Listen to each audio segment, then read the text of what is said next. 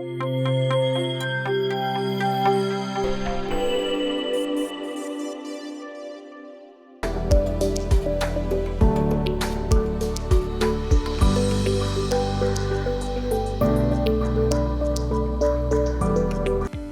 ¿qué tal amigos? Bienvenidos a Universo U, el programa institucional de la Universidad de Cartagena que combina la ciencia, la investigación y la cultura.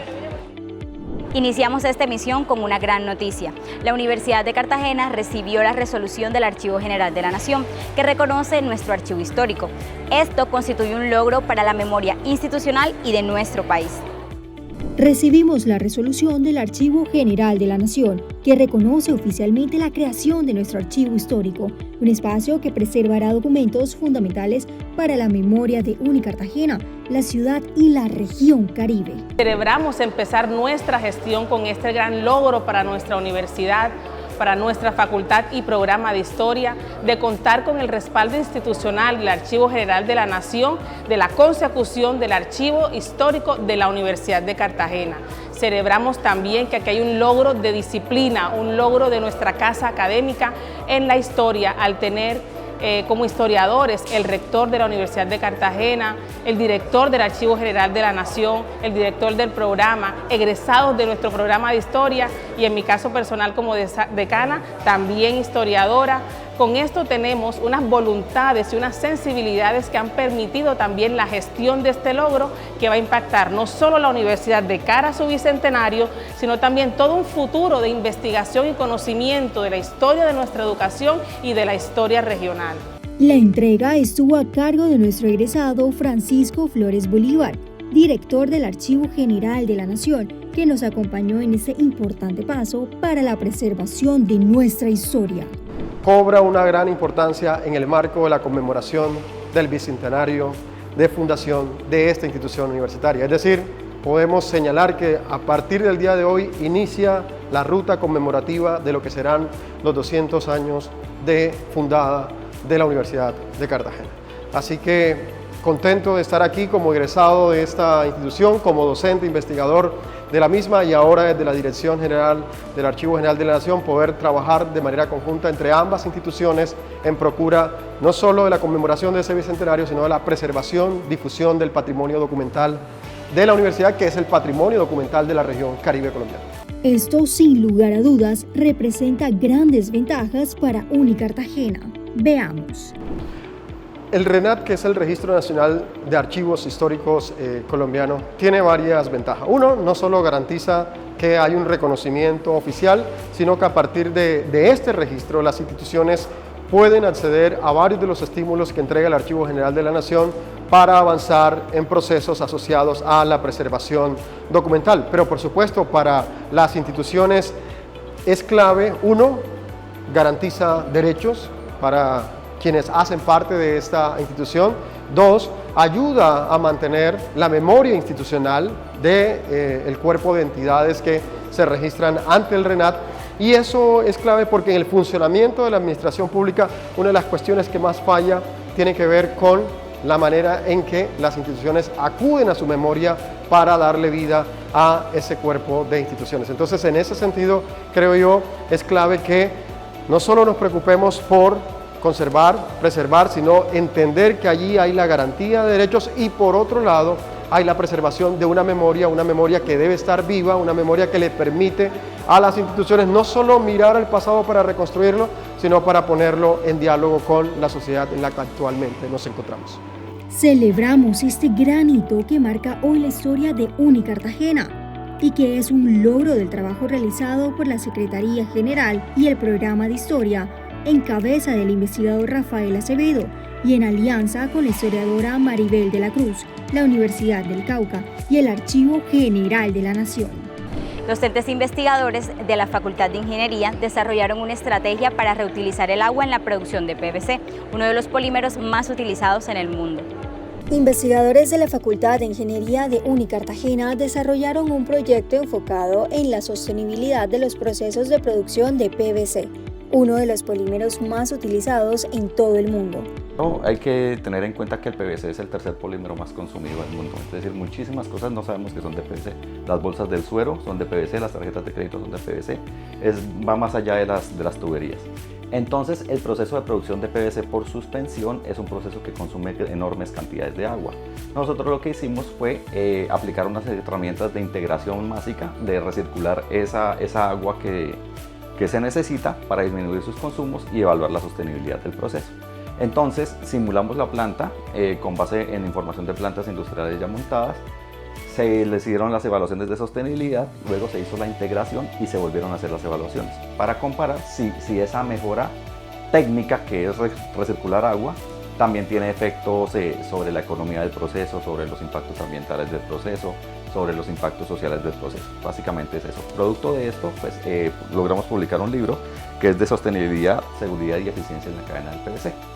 Este proyecto, que fue desarrollado por los ingenieros Ángel González, Eduardo Aguilar y Tami Herrera, propone estrategias para recircular el agua utilizada en la fabricación de este material, reduciendo así el consumo del recurso hídrico y los impactos ambientales del proceso. Haciendo unos cálculos con las capacidades de producción actuales del proceso, se ve que si se puede recuperar toda esa agua que se necesita en el proceso de PVC y recircularla, el equivalente de agua sería el equivalente para satisfacer con este recurso a unas 35.000 familias.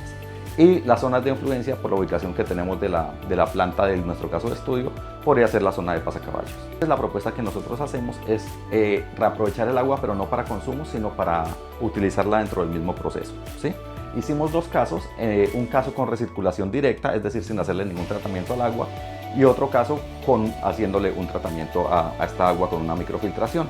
En ambos casos nos dieron impactos positivos, se beneficia el ambiente, se beneficia la economía del proceso y se beneficia la parte técnica del proceso. Este proyecto también dio origen al libro Sostenibilidad, Seguridad y Eficiencia en la cadena del PVC, desarrollado junto a jóvenes investigadores de nuestra querida Universidad de Cartagena. Y las buenas noticias continúan. Tenemos una nueva sección, Mujeres en la Ciencia, donde queremos presentarles a nuestras docentes que le han apostado al desarrollo de la sociedad desde la investigación científica. Conozcamos a Zuleima Cogollo. Mi trayectoria en la ciencia inicia en el año 2000, cuando se organizan los grupos de investigación. Aquí en la Facultad de Enfermería creamos el Grupo Cuidado de la Salud de los Colectivos, el cual lidero desde ese momento. Desde ese momento hemos tenido una trayectoria muy importante que hemos ido creciendo y hemos pasado, puedo decir, que de la observación a la acción. ¿Y por qué digo que podemos decir eso? Porque hemos trascendido de los estudios observacionales a intervenciones que impactan a las comunidades, que impactan a los seres con los que nosotros interactuamos. Hicimos publicaciones en algún momento de validación de instrumentos que también se necesitaban tener instrumentos para recolectar esa información válido y nosotros iniciamos con eso.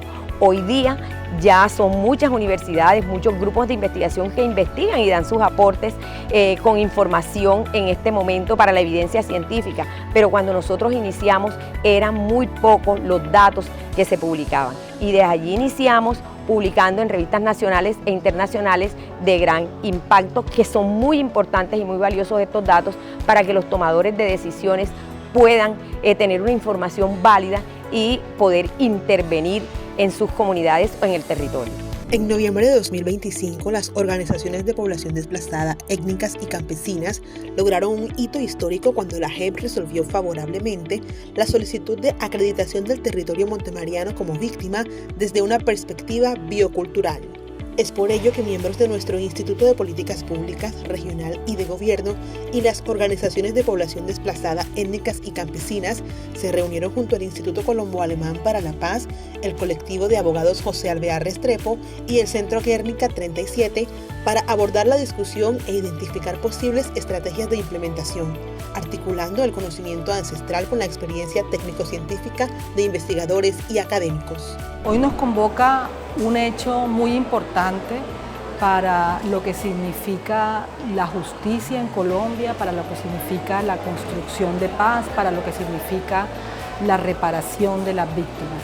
y es el auto de acreditación del territorio de Montes de María como víctima del conflicto armado. Eso es un auto que la JEP ya sacó y que implica que Montes de María como territorio, su gente, su diversidad, su cultura, su identidad, es reconocido en una relación intrínseca con ellos y las personas, y por lo tanto la reparación de las personas implica la reparación del territorio y viceversa. La reparación del territorio implica reparar a las personas. La Universidad de Cartagena realmente estuvo participando en unos grupos focales que lideró la Guernica, el Instituto Guernica, en donde la universidad y sus investigadores aportaron con sus investigaciones en la región para ayudar a entender cómo era esa relación entre la gente, el ambiente, la cultura, la diversidad, ¿verdad? Y poder dar insumos para ese auto de reconocimiento. Los ponentes analizaron las implicaciones jurídicas, sociales y bioculturales de este reconocimiento en el marco de la JEP, resaltando la importancia de comprender el territorio como sujeto de derechos y de reparación integral. El reconocimiento del territorio de Montes de María como víctima del conflicto armado no es un acto simbólico, es el reconocimiento del daño que el conflicto armado le dio a la región, pero que puede verse a partir del relacionamiento que ese territorio tiene con las personas que lo habitan. En ese sentido, nosotros partimos de una concepción de una relación biocultural que hay entre el territorio y las personas que lo habitan y las comunidades que están en él. En consecuencia, el territorio es vivo y deja de ser un escenario donde ocurren cosas, escenario donde ocurre el conflicto, para pasar a ser un ente vivo que fue dañado también en su relación con las personas y las comunidades que lo habitan. Dentro de los procesos ante la Jurisdicción Especial para la Paz hay escenarios restaurativos, iniciativas que pueden desarrollarse para la restauración del daño ocurrido, y esa restauración tiene que tener un impacto colectivo. La reparación está encargada a la Unidad para las Víctimas y así seguirá siendo, mientras los escenarios que se abren aquí son la posibilidad de pensar el conflicto a partir del territorio como víctima y en consecuencia de cuáles son los escenarios que deben transformarse para que puedan retornar unas condiciones que permitan que esas relaciones que han sido fracturadas o han sido dañadas se recompongan. Jairo Barreto López, miembro de la Organización de Víctimas de Chengue, acreditada ante el macrocaso 8 de Montes de María, nos habló sobre cómo ha sido el proceso desde su organización y cuáles son los compromisos que esperan que se asuman desde la institucionalidad. Nosotros, desde nuestra organización OPDES y alianza con otras organizaciones, con la academia, que es importante tener los conceptos técnicos de la academia, por colectivos de abogados, nos ayudaron a impulsar esta iniciativa para que el territorio sea reconocido como víctima, porque para nosotros es importante que se reconozca el ser humano, pero también es importante que se reconozca nuestro territorio, que es nuestro hábitat, como víctima, porque allí fue donde pasaron todas las cosas que nos pasaron a nosotros, y nuestro territorio también sufrió y sigue sufriendo porque le han quitado las formas iniciales que tenían, las formas originales, como era el bosque seco tropical, la fauna, la flora, lo han convertido en siembra de teca, de palma, temas extractivos que no eran propios de la región, y el territorio sufrió con nosotros y sigue sufriendo. Por eso para nosotros festejamos este logro alcanzado, impulsado principalmente por nuestras organizaciones y apoyado por la academia y estas organizaciones externas que han sido nuestros aliados incondicionales para este logro importante para nosotros y para el territorio. Hasta ahora los procesos todos iban un tema privativo, temas de penas privativas, pero nosotros estamos en una tónica de restaurar. Nosotros esperamos que todas las instituciones que tienen la corresponsabilidad de esto se pongan en tono de restauración, empiecen a restaurar nuestro territorio, a volver a sembrar los cultivos tradicionales que teníamos, a recuperar nuestro bosque seco tropical, y por ende se va regenerando la flora y la fauna de nuestro territorio. Entonces, cuando hablamos de restaurar, si restauramos el territorio, vamos restaurando a la persona. Entonces, estamos en esa tónica. No queremos más 20, 30 años de condena, salen a los 10, a los 8 y siguen por allí si no queremos restauración del territorio y de nuestra gente. Con escenarios de diálogo que ponen a las víctimas como centro y parte de la conversación, aportamos a la construcción de paz, el diálogo de saberes y el acompañamiento a los territorios en sus procesos de memoria y reparación. La investigación y el aprendizaje salieron del aula para llegar a la Bahía de Cartagena. Estudiantes de Ingeniería Civil participaron en una salida de campo para fortalecer sus conocimientos. De la mano de expertos nacionales e internacionales y un equipo especializado de la Dirección Marítima General, estudiantes de la Facultad de Ingeniería participaron en esta salida de campo en la que analizaron muestras para medir la sensación remota del agua en la Bahía de Cartagena con el uso de teledetección, así como la calidad del agua y sus propiedades físicas y químicas. Estamos haciendo una salida a campo con los estudiantes del programa de Ingeniería Civil, del semillero de modelación ambiental, en la cual estamos haciendo unas mediciones en la Bahía de Cartagena, haciendo radiometría para conocer cuáles son los espectros que se manejan en la bahía y poder relacionarlos con la calidad del agua.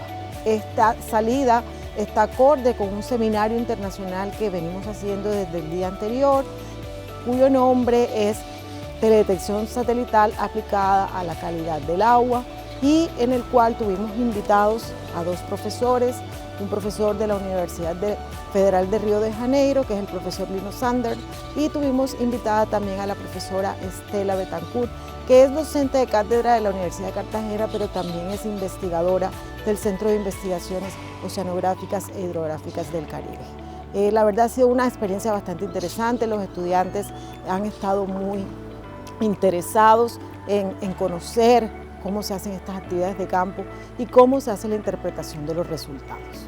Uno de los principales intereses del equipo docente es que haya más estudiantes en esta línea de investigación que aún a nivel mundial registra grupos muy pequeños. Por ejemplo, en Colombia, las técnicas aprendidas solo son desarrolladas por la Dirección General Marítima a través del Centro de Investigaciones Oceanográficas e Hidrográficas del Caribe. En la embarcación aprendieron cómo se tomaban las muestras para determinar los coeficientes de absorción de la materia orgánica en su fracción particulada y en la fracción disuelta. Una vez llegaron aquí, la idea es que aprendieran cuál es el procesamiento que se hace en los 2 parámetros. Entonces hicieron filtración en el componente particulado, lo que nos importan son los filtros, y en el componente disuelto nos importa pues lo que recibimos. Luego cada tipo de muestra la llevamos a un espectrofotómetro UV-Vis y allí la corremos y generamos pues un barrido que llamamos un espectro entre 850 y 400 nanómetros. Organizamos un taller enfocado en la teledetección. La teledetección es un satélite, ¿cierto?, que está lejos tomando fotos pues, de la superficie del océano. Y lo que buscamos es relacionar eso que capta el satélite con lo que hay.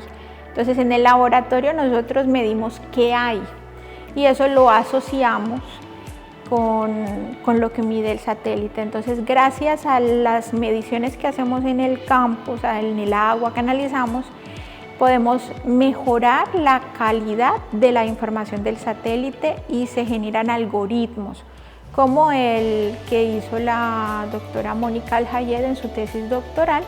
Ella, de las mediciones que hicimos en la bahía, con las mediciones que hizo el doctor Lino Sander hoy día en la embarcación en el campo, con los datos del satélite, ella propuso un algoritmo para analizar la turbidez. Y básicamente nos ayuda a entender cómo funciona, por ejemplo, la pluma turbia del canal del dique en la bahía de Cartagena.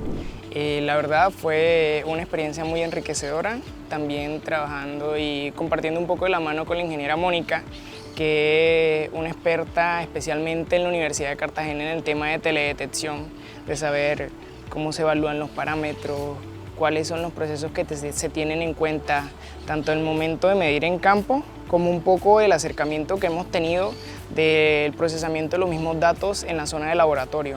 La jornada fue una experiencia que conectó la academia con la realidad de nuestro entorno marítimo para formar a los ingenieros del mañana.